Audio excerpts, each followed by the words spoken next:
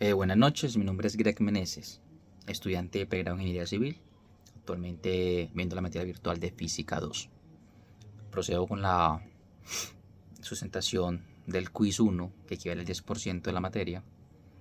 Dice lo siguiente: considera una cuerda con densidad de masa lineal μ y longitud L. Asuma que la cuerda está completamente extendida sobre el suelo y una persona levanta rápidamente un extremo de esta con su mano, generando un pulso que se mueve a lo largo de la cuerda, desde los conceptos estudiados en los módulos describa, discute y explique cómo se da la propagación y responda a la pregunta: ¿qué es lo que se propaga en el movimiento ondulatorio? Materia o energía. Justifique esa respuesta. Bueno, nosotros tenemos una cuerda con una longitud desconocida, la longitud es L, y tenemos una densidad de masa μ.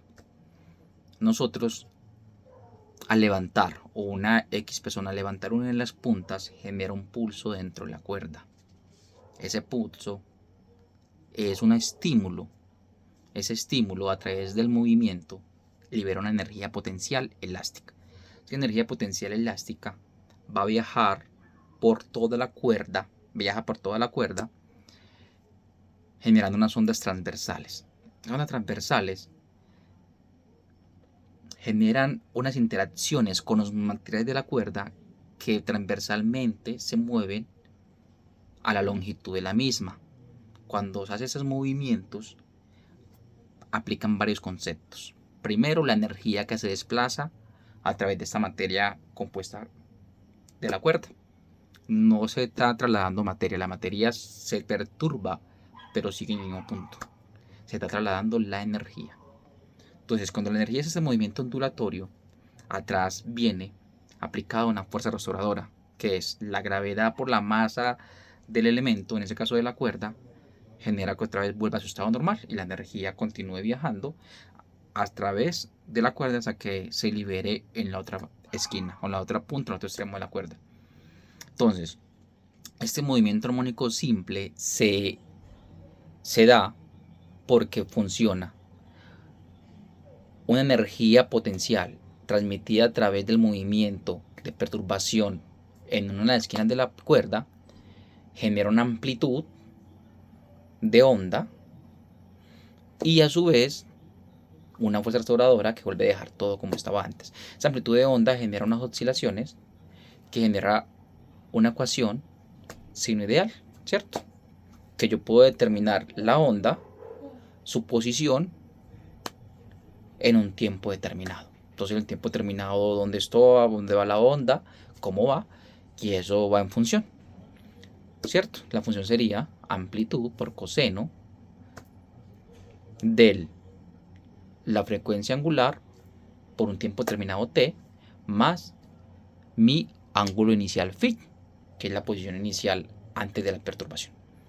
Entonces, ese punto inicial se puede explicar así: esa perturbación se crea a través de una energía potencial elástica que se libera al momento de yo perturbar la esquina o generar el pulso inicial con la cuerda. Me voy para el punto 2. El punto 2 dice: suponga que usted se encuentra analizando el comportamiento de un sistema físico que aún no está estudiado con detalle.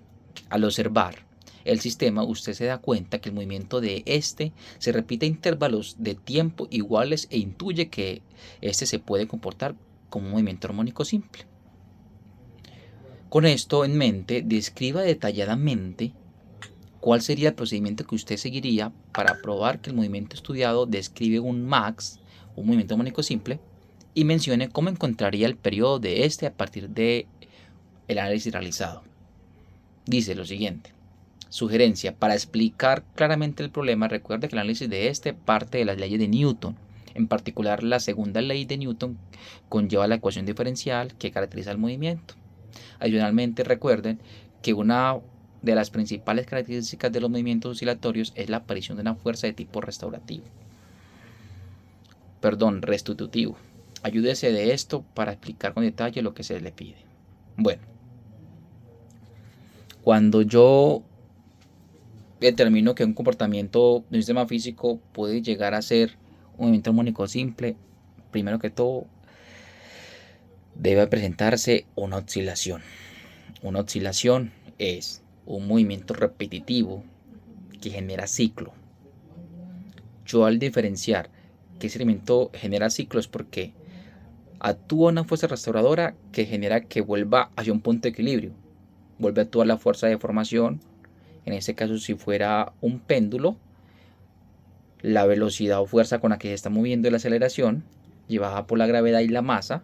Si fuera un resorte, la restauración del elemento por constante elástica de deformación. Entonces, yo tendría que determinar que es un movimiento armónico simple si al revisar su comportamiento veo que hay una amplitud determinada igual positiva que negativa, si tengo un punto de equilibrio, y veo que esa amplitud se repite en ciclos. Entonces, a través de una fuerza restauradora, a través de un periodo, puedo determinar si es un movimiento armónico simple. Hallaría una ecuación, que en este caso sería la ecuación que hablamos inicialmente, de una posición en función del tiempo, y aplicando la segunda ley de Newton nos dice que la fuerza determinada no es más que la masa por la aceleración. Entonces yo tengo una fuerza, para caso de un péndulo, y la masa a través de aceleración del mismo me genera un movimiento, ¿cierto? En caso tal de una cuerda, en caso tal de un resorte, tendríamos que la aceleración sería la frecuencia angular al cuadrado por la amplitud. Entonces nosotros tendríamos que aplicar todos esos conceptos para determinar si realmente es un movimiento armónico simple.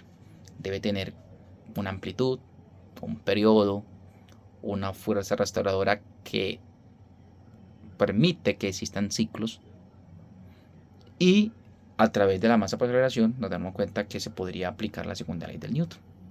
Entonces, ese segundo punto, la única forma que determinamos es teniendo claridad de cada uno de los puntos, se determina si hay dispersión o no hay dispersión, y si me genera un seno ideal o no me genera un seno ideal. ¿Cómo? A través de una longitud de onda, a través de una amplitud constante. A través de estos conceptos puedo determinar si es un movimiento armónico simple. Bueno, el tercer punto. Un pequeño bloque está unido a un resorte ideal y se mueve con un movimiento armónico simple sobre una superficie horizontal y sin fricción, con suficiente mu despreciable. Cuando la amplitud del movimiento es 0.090 metros, el bloque tarda 2.70 segundos en viajar de 0.090 metros en posición a menos 0.090 metros en posición. Entonces tengo ahí el primer concepto. Me están dando medio ciclo, porque el ciclo completo sería de 0.090, llego a la posición de equilibrio, continúo al menos 0.090 y regresaría al 0.090. Ese sería un ciclo completo que podía determinar yo un periodo. Recordemos que el periodo es el tiempo que demora la partícula o que demora el sistema en completar un ciclo. Pues el tiempo se mide el periodo se mide en el tiempo, en segundos. Entonces, tengo que para una amplitud de 0.090 metros, yo tengo un periodo de 2 veces 2.70 segundos. Quiere decir de que mi periodo, haciendo los cálculos matemáticos como se presentó en el examen, sería de 5.4 segundos. Ese sería mi periodo para este sistema, para esta constante de deformación de este resorte, de este sistema masa-resorte, y para esta masa determinada, ¿cierto? Bueno, continúo. Si se duplica la amplitud a 0.180 metros, 0.90 más 0.90 es punto de 180 metros, ¿cuánto tiempo tarda el bloque en viajar? Entonces, dejémoslo hasta ahí. El periodo no depende de la amplitud. El periodo no se determina por la amplitud. Entonces, como yo tengo una fórmula de periodos clara para determinar mi periodo, para hallarlo, yo no necesito de la amplitud para encontrar el periodo. Entonces, ¿qué habría de variación? Lo vamos a ver más adelante en las siguientes respuestas. Como yo libero mi sistema en una amplitud obligada por mí, obligada por el sistema, porque mi constante no está cambiando el sistema es el mismo. Yo lo inicié con 0.90 y luego lo pasé a 0.180. Mi sistema se va a comportar igual. ¿Qué va a ser de diferente? Él va a recorrer más distancia en el mismo tiempo determinado. Entonces, si la amplitud es mayor, pero yo tengo que cumplir con esa norma de que el periodo no depende de la amplitud, entonces hacer mi amplitud mayor, ¿cómo hace mi sistema para completar el ciclo en el mismo periodo? Tiene que aumentar la velocidad, ¿cierto? La velocidad tendría que aumentar, que esa sí deriva de la amplitud. Amplitud por frecuencia angular, que sería mi velocidad máxima para este sistema. Entonces, teniendo claro ese concepto, respondo A. La A me dice que es de 0.180 metros a menos 0.180 metros. ¿Cuánto se demora? Medio periodo. Entonces ahí estaríamos hablando de 2.7 segundos, porque es mi mismo sistema. El mismo sistema que yo tengo ya determinado con que me decían que el periodo, que medio periodo era 270, que ya aclaramos que es medio periodo del punto A más al punto B más, A menos, perdón, es medio periodo, que el periodo es el tiempo transcurrido mientras se cumple un ciclo. Entonces tendríamos que desde 0.180 menos 0.180 se aumentó la velocidad, pero el tiempo deberá seguir siendo el mismo. En este caso, 2.70 segundos. Continúo. De 0.090 metros a menos 0.090 metros, ¿cuánto demora? Entonces, en este caso, como yo ya tengo la condición segunda de que yo dupliqué la amplitud, entonces el 0.090 metros no es mi amplitud. Es un punto determinado en el recorrido de mi sistema, en mi recorrido de mi ciclo, de mi oscilación. Entonces, si yo tengo un eje Y, determinado, para este caso puntual, tengo un eje Y,